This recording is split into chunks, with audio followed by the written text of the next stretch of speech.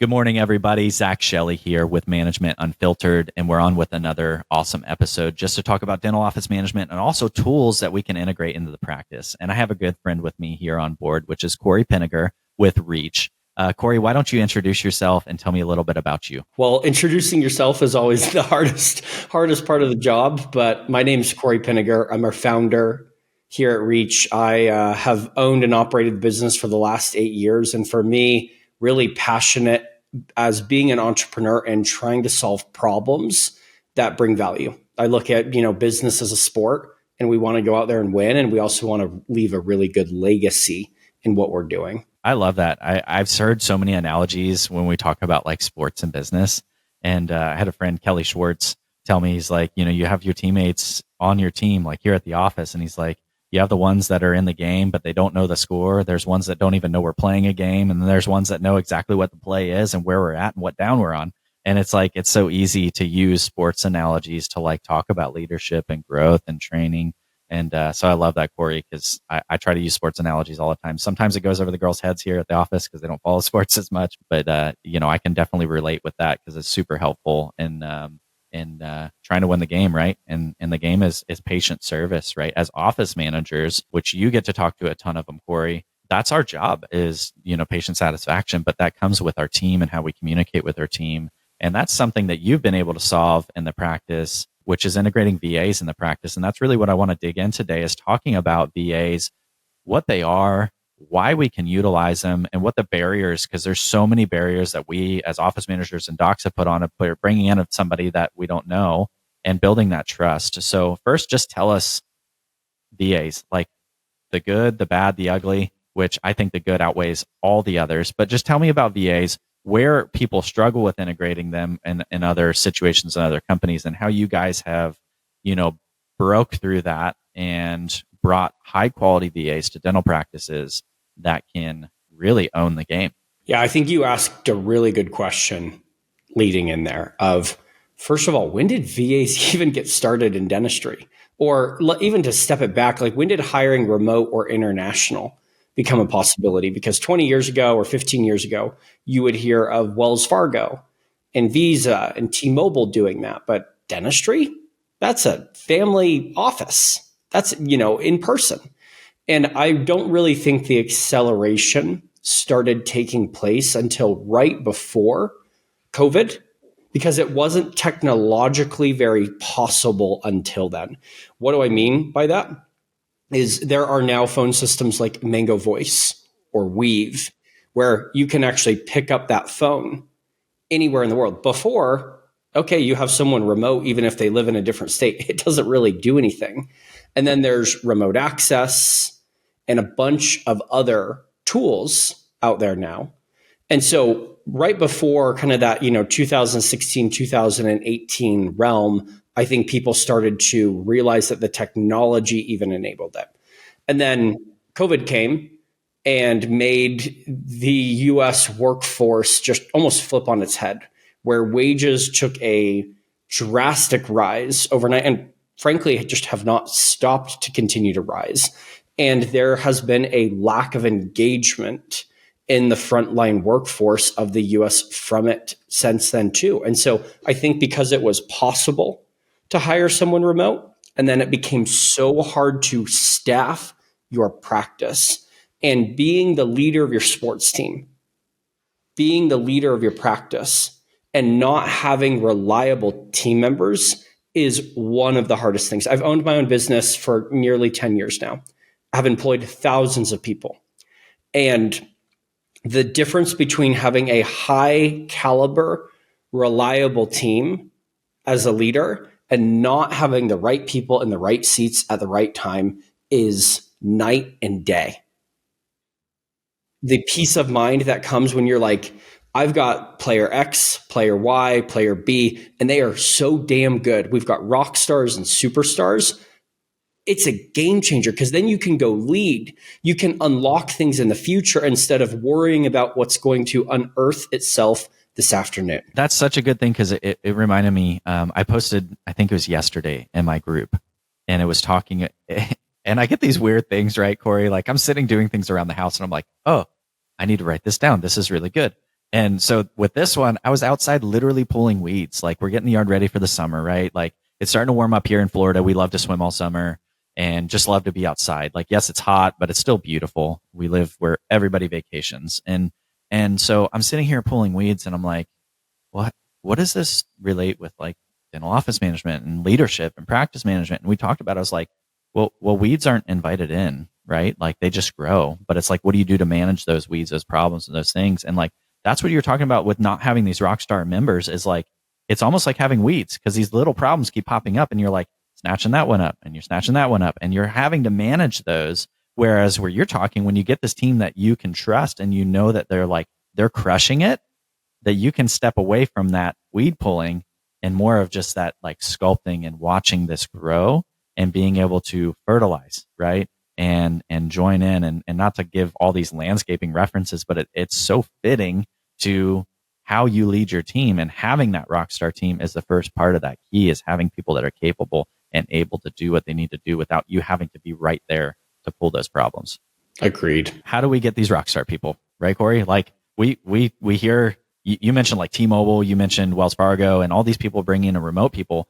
And we talk about insurance, and you have these people that you can't understand. They're from other countries that they quite honestly aren't trained that well, or they're put in just a certain protocol that this is the protocol and this is as far as I go. So they can't, I feel like we've had this for years, but then COVID, we started bringing this into other industries. So we have it now in dental, and people shy away from that because they're like, I don't want a bad experience because a foreigner is answering the phone, because they're not trained well enough. They're not in the practice. So we don't get that feeling that they're in the practice. But I feel like you have solved that problem, because I've dealt with people that work with and for Reach that are amazing.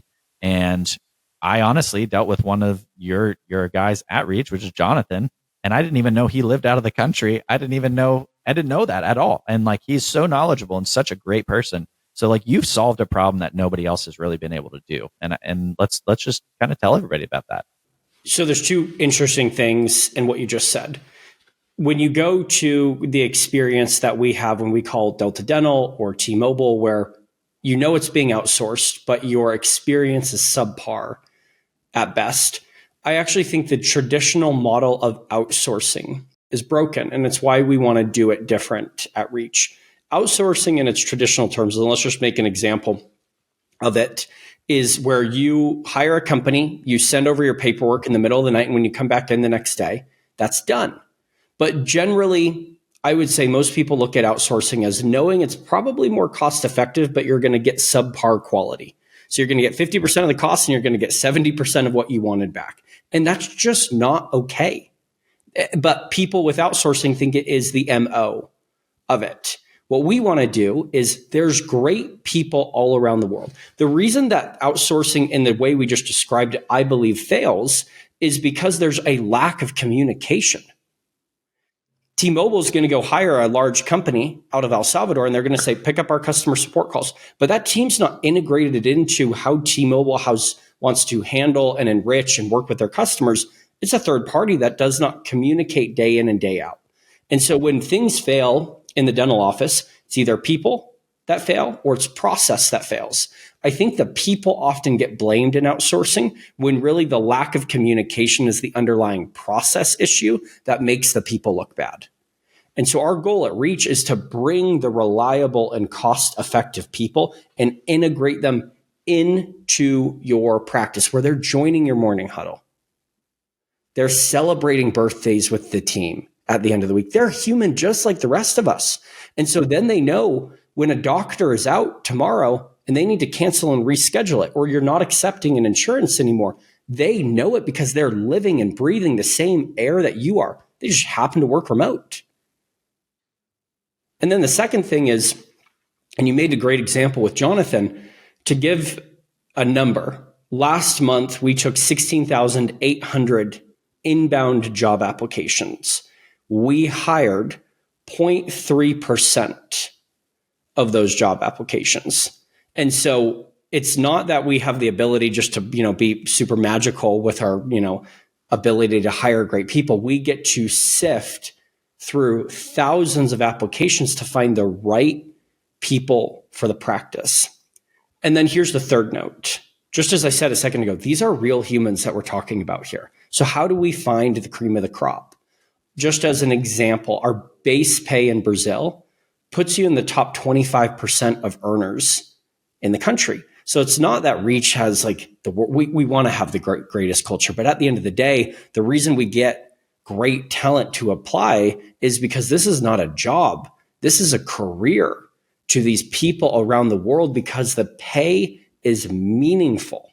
I mean, I think about that all the time. Like you're infiltrating a market that people are, like I said, Jonathan's amazing. Like he's so good at what he does. And you wouldn't know just because he lives in Brazil doesn't mean he's not an amazing person. There's so many good business people all around the world. But you made a valid point, and this goes right back into practice management. Docs, if you're listening, office managers, you're listening, if you don't have good systems and processes in your practice, honestly, like even if you have a good leadership style, it doesn't matter if the systems aren't there, because people are going to take their own interpretation of what needs to be done or how to do it.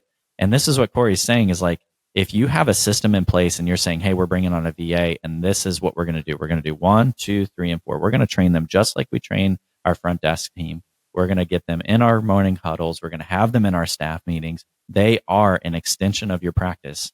They just don't sit at a desk there. But when they get that phone call from a patient saying, hey, this is Cory from Reach. How can I help you? They don't know Cory from Reach is not in Satellite Beach, Florida, or it doesn't say, hey, this is Cory. I'm calling from Brazil. It's they're going to be sitting here. They're going to be talking to them as if they are in the practice, because that's how you are training them. But I think the biggest part is learning we need to communicate and communicate well with what our expectations are for these people. Because a lot of times, like, oh, we got a VA, just go throw that insurance to them and then just forget about it. And it's like you're just haphazardly pushing things off onto them.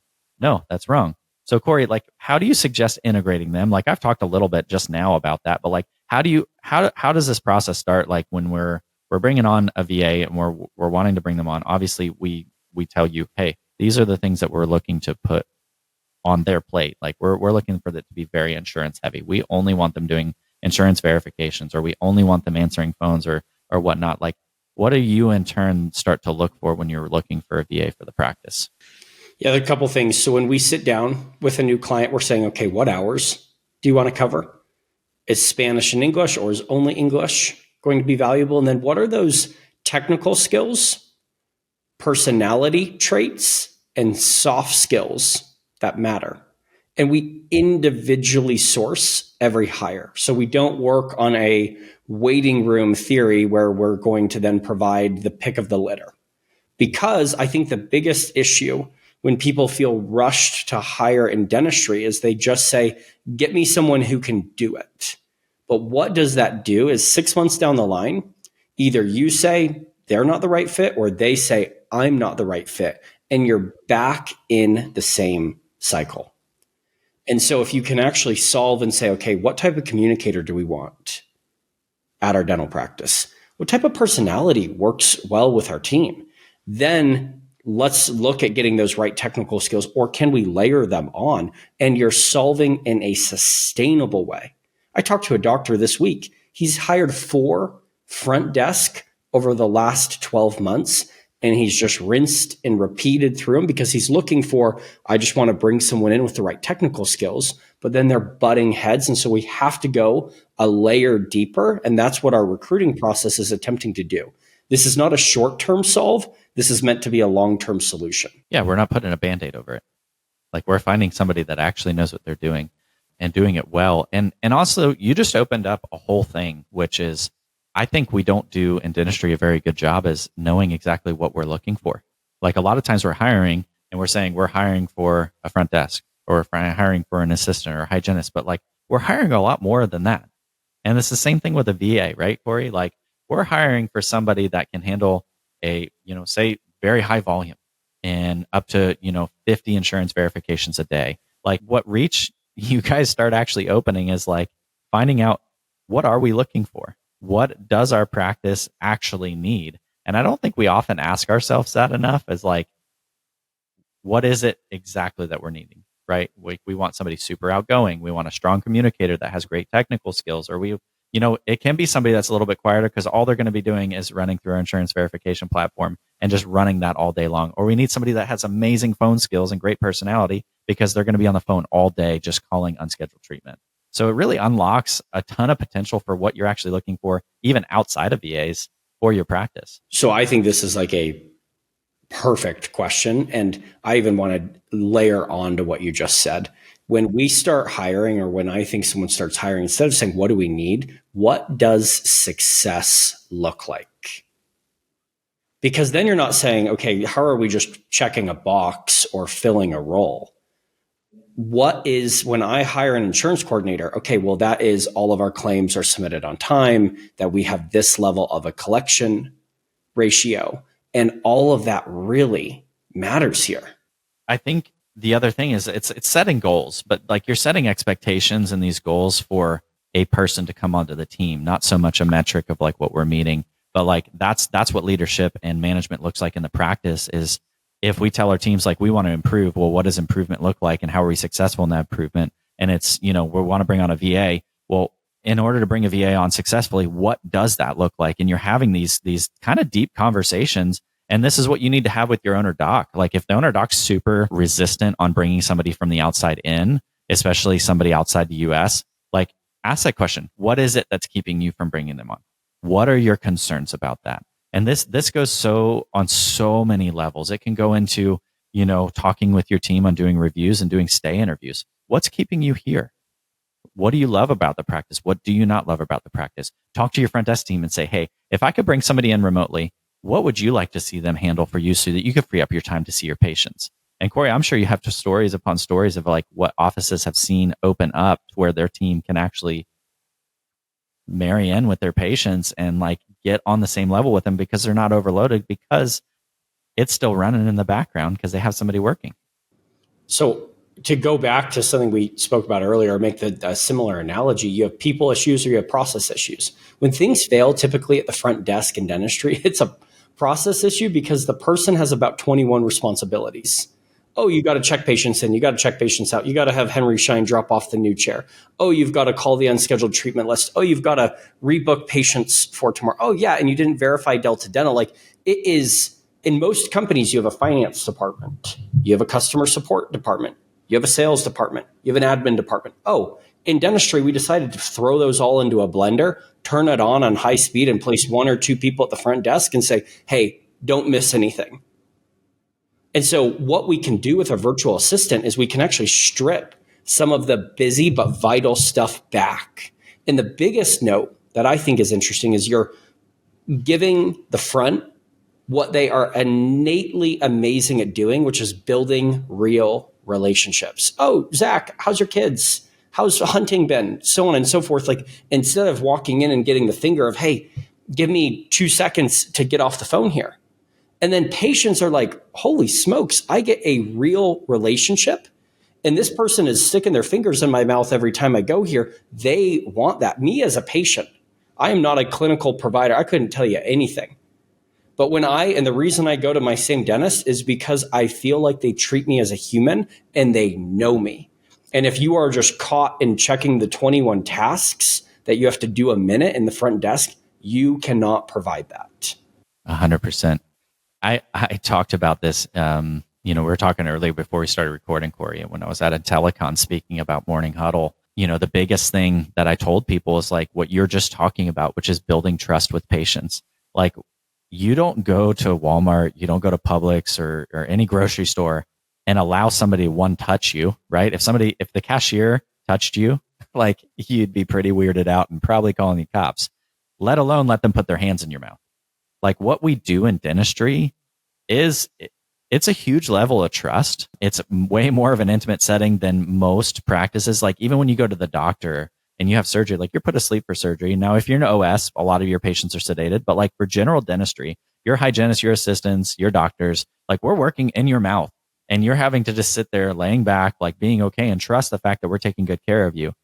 So those forward and pre and post interactions with the front desk team are so important to be able to make eye contact and remember what the patients, were talking about when they checked in or checked out or the previous visit, or looking at their shirt, their purse, their glasses, all these different things, and just say, how are you? I'm so glad you're here, rather than, hold on 1 second, I got to put this patient on hold and then I'll check in. Okay, John, yep, got you. Okay, we'll see you in a minute. Or, hey, John, I'm so glad you're here. I got your insurance information here. It's still the same, correct? Yep, we got it. How are the kids doing? They're good? Awesome. How's your day going? You having a great day? Well, I'm at the dentist. Well, yeah, at least you're here with us, though. We love having you here. Like having a conversation with them, freeing your team up to actually talk to them. Like you said, making them feel like a human. Because a lot of times what ends up happening is they're just kind of pushed through the mill. And not saying that all these dental practices are mills, but like that's what inevitably we do, not intentionally, though. It's because we have so many of these tasks on, and we've been able to solve this problem with quality people that are really good at handling those tasks. And I love that fact, because like you solve so many more problems than you really think when you're able to free up your front desk team. People in dentistry are used to the idea that things are always not running efficiently. Like most practices we talked about when, we met a while ago, 32% of all phone calls go unanswered. And that's just like the norm, because the system or the process isn't there. And so can you make your practice competitively different? If you miss less phone calls, well, then when someone calls because they, are having extreme front tooth pain, or their daughter just chipped, one of their teeth and is screaming, you're earning that loyalty. You're earning that empathy. It's not just another missed phone call. If a new patient calls and you don't pick up, there's a 14% chance they even leave a voicemail. And so catching that excess that often is just in dentistry okay being left behind because of the system is what this can allow. And then I think you were saying something interesting. I think I spend a lot of my time in my role thinking about what does the next 5 or 10 years look like? And what I think will become the competitive advantage of businesses like dentistry is empathy. More and more and more is going to become automated. 15 years ago, the solution reached birthday text and birthday email came out. Before, you'd have to go through your Rolodex, and then you could automate reminders. And now you can do online scheduling. And there's been a continued progression. And then with AI, we are now looking at the biggest hockey stick level of automation growth ever. Why do people go to the dentist? Not because it's automated. I want Amazon to drop my water bottles on my doorstep because it's automated and it's going to taste the same. Dentistry is different. And so how are we embedding real human empathetic behavior in what we're doing? That is why I'm going to go back. And that's what I think people will crave. We as humans don't crave automation. We want that for things we don't care about. We crave empathetic interactions with things that we're deeply concerned about. And that is dentistry. Yeah, I love that, Cory. That is like so spot on. Because some of my best experiences, and I'll give you one because it's going to be wild and you're not going to think, like, of all places, one of the best experiences I had with customer service was Steak and Shake. Yeah, right? I see your eyes right now. You're like, what? Like you'd think going to like Roost Chris or, going to like a real high-end steakhouse. No, I was sitting in Steak and Shake with my kids. And this lady was the nicest lady I think I've ever met. She made eye contact with me. She asked me how I'm doing. She's like, your boys are so handsome. How old are they? And asked just the right questions, and then let us sit and eat and didn't bother us. And then came back and checked in. Can I get anything for you? Do you need a box for your food? And it was just so intentional and empathetic. And when you said that, it reminded me of that, because I told her, I said, thank you so much. I said, I'm going to tell your boss and corporate that this was my best experience I've ever had at a restaurant in a very long time. And it's because of you. And she was almost in tears. And I was like, you just made a difference in my day because you cared and because you took the time. But when we have team members that don't have the time, it's not that they don't care. They physically can't. And like you said, we've accepted in dentistry a lot of stupid things. And one of them's disorganization. One of them's letting insurance not pay what they should. One of them is, just accepting that we give our teams all these responsibilities, but there's truly not enough time to do a lot of them. And it's just like, well, that's just how dentistry is. And it's like, no. That's how dentistry we created and we've allowed. And how do we break through that barrier? And so bouncing off a little bit what you said is like unlocking, like when we're talking about unanswered phone calls, Doc and OM, if you are missing 30% of your calls, what is that worth to you? what is that 30% in production going to increase? Like, what if I told you your production would increase the same same as your phone call? Now, most likely that's not going to happen, but you have the opportunity to increase significant numbers by new patients, because I can guarantee you if a new patient calls your office and you don't answer, they're going to hang up and they're going to call another office until somebody answers. Your existing patients, if you don't answer, you may get lucky and they leave you a voicemail. If you don't call them back, they're most likely going to call another practice. We want convenience also. We want to be able to call our office and be able to get a hold of them. But if you're able to free up your team and give them the ability to be empathetic, have the relationship with your patients, and have a team behind the scenes answering phones for you, and doing the insurance verifications, confirming your patients, staying in contact, and doing the things we said we're going to do, you're going to see a massive increase in your practice that you didn't even know was possible. And it's going to cost you so minimal. Your ROI is going to be ridiculous. I don't know. When you were saying that, Cory, I was like, there's so much room for growth in a practice just by integrating this one small thing into growing new patient growth, production growth. Because I can tell you how many patients sit on their couch at home and they're like, I went to the dentist 6 weeks ago. I really need to get that crown. If it's not bothering him or the fillings aren't bothering him, most patients don't really care because we haven't made it super important to them.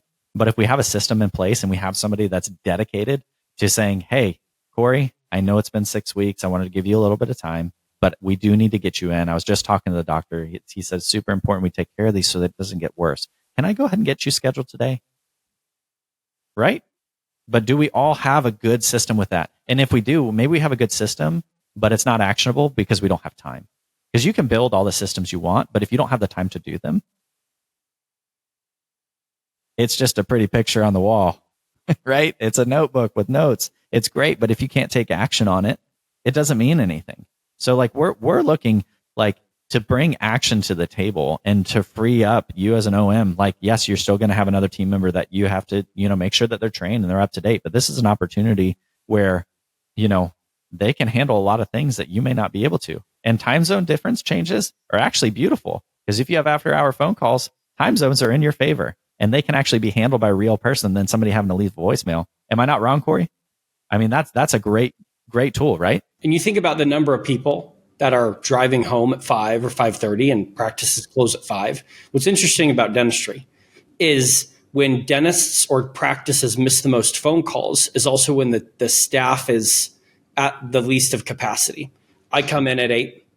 I'm driving to work at 8. Well, someone's checking all their voicemails. They're going into their morning huddle. There's a peak of phone calls then and a higher amount of missed phone calls. Lunch, you stagger down your staff. Same exact scenario. And then from 4 to 6 o'clock, when someone's driving home or someone just had, an accident at a soccer game, you can then have that ability to flex up as needed. And what I want to go back and just add a nugget to everything you're talking about, Zach, not only betters the team, it drives revenue for the practice, profit for the practice owner, but better patient care. And instead of being like, oh, this is the way we squeeze the orange in an unnecessary way. When we look at these big corporations that nickel and dime people, you're like, that is not ethical or right. What I like about what we're talking today is we're talking about creating peace of mind for team members, staff, and doctors, better patient experience, and dollars and cents that make it worth it. Yeah, 100%. And it all stems back from what we originally talked about, which is communication. When you experience people that actually communicate really well together, it's like, use the military for an example. The military has mastered how to communicate in the chain of command. And it's not saying that we should run our dental practices like the military, but they're really, really stinking good at communicating. And when we communicate well, we set good expectations. And it's not just with the patient, but also setting expectations with our team. Like, hey, Cory, just to let you know, I saw that opening at 1. I've already talked to a patient. I'm putting them in. I'm going to be ready to have their paperwork filled out, and then I'll bring them back to you. So just go ahead and get set up, be ready to go, and I'll bring the patient to you when they're ready. And then when the patient sees that, the patient's like, holy crap, this office is amazing. They're working together. Like, the front desk team member brought me back and already updated the assistant and told me what's going on and had that transfer of care. Like, you're building so much trust. And trust is like one of the biggest factors when it comes into dental practice, is because if they don't trust you, you're not putting your fingers in my mouth. Like, and I know it sounds funny, but like, you don't just let anybody work in your mouth. You don't. If you don't know the person, you don't trust them, or you don't feel like you've got like a good rapport with them, like you're not going to allow it as a patient. So like we need to learn to free ourselves up. And Cory, I mean, Reach has filled that void in such an effective way, and being able to source quality people. Like you said, like you don't just take anybody. I think you said 0.3% out of over 16,000 applicants, which shows that you're not just filling a void. We're not just putting a butt in a seat. We're putting the right person in the right seat, allowing them to accomplish the tasks that we need done. I get to talk to, a lot of practices at trade shows or from our customers and the common theme that I felt over the last 12 or 24 months is people crave a reliable and engaged team member. It's not even the cost effectiveness that you get. It is, they want a stable supporter. As an office manager, do you have your person and you're like, they're my rock in insurance verifications or in revenue cycle management? And we've lost some of that. And so this is a way to get it back so that you can focus on a few fires instead of feeling engulfed. And I can't tell you how many times, like we've had patients here where like either we're not in network with an insurance anymore, or their insurance has changed. So they're like, it's going to cost me a lot more out of pocket, but I love the experience here. I love the relationship I have with my doctor. People will pay more money because they have a great experience. They will pay more money because they trust. And it's not that we're charging them more. It's like, circumstances change. Even if they lose their insurance, we've had so many people, I'm not going anywhere. I'll figure out how to do it because I love being here. You want your patients saying, I love coming to you. I love coming to the dentist. Like we talk about all the time, like, oh, it's so awful to go to the dentist, or you got to get a root canal. Like that's the biggest one. And I'm like, honestly, root canal is probably one of the easiest things because half your face is numb. Like, you're super numb. Like the injection's the worst part, but like, even so, if you have to get fillings, like it doesn't have to be a bad experience. I talk to patients all the time. I'm like, how's your day going? They're like, well, I'm at the dentist. I was like, well, at least you're here. You're with me. I said, I love being here. I said, we're going to make it the best we possibly can. Doctor's going to take great care of you. And they're like, and then we asked them at the end, how was your appointment? And they're like, as good as it could possibly be, or it was amazing. I'm like, isn't that so great to say you've had an amazing visit at the dentist? I tell that to our patients. They're like, you know what? It is. It is great that I can say that. We want to reinforce and reiterate that with our patients. So in order to do that, and we need to free ourselves up at the front, and it's cost effective, it's efficient, and you're getting, a heck of a team member that is just an extension of your team. It's not this foreigner that you can't understand. And that's the beauty to it. There's no glitter that we need to throw on it to convince people, Cory. I truly believe VAs are going to be the next move to be able to continue to give that empathetic relationship and experience to our patients as we move forward and technology increases. Agreed. I think, if I look 5 or 10 years forward, I think we're going to see more automations in the areas that we need it. And we're going to see international workforces powering a empathetic experience. And those two things getting embraced early on, building those processes so that your team can do it and use it efficiently is going to be a game changer and put you ahead of the game. And I think the last part, I just want to touch on this because we kind of just touched very, very briefly on it, but this will be kind of the last point we talk about. Just because you're bringing on a VA doesn't mean they have to be full-time. So like if you have a practice that you have somebody that you really need somebody for this set hours for this part of the day or these days of the week, but it's maybe not 40 hours a week, we can integrate a VA that's part-time, right, Cory? And allow them to pick the hours that are most important to your practice, which once again reinforces the efficiency and cost effectiveness of the VA. We have certain practices that are, emergency heavy. They run certain types of marketing. And so they'll staff a person Saturday and Sunday from 8 to 5 because that's a lot harder to hire in local markets. But then they can also pick up all of those opportunities where other practices might not. Yeah. So that's just a super efficient way too. Like if you're like, oh, well, I don't need another full-time employee. You don't need to. You don't have to. Once again, it's way cheaper than a full-time employee if we're put a physical person in that seat. But then if you're like, well, I only need them 20 hours a week, you can handle that. That's not a problem. And you can be efficient about it. Create that system. Know what your practice needs. Know what success is going to look like. And know how you're going to increase from that. Docs, hit up Cory. OMs, hit up Cory. Jonathan McGrath. They're in my group. If you go into Dental Office Manager Leadership Network, they're a great partner sponsor there. But check them out. Sign up for a demo. See what they're all about, because they have such a great service. Cory, I appreciate you being on the show today. I appreciate you just giving so much value and understanding of where dentistry is going and how we can make that more efficient. Until next time, guys, this is Management Unfiltered. We'll see you soon.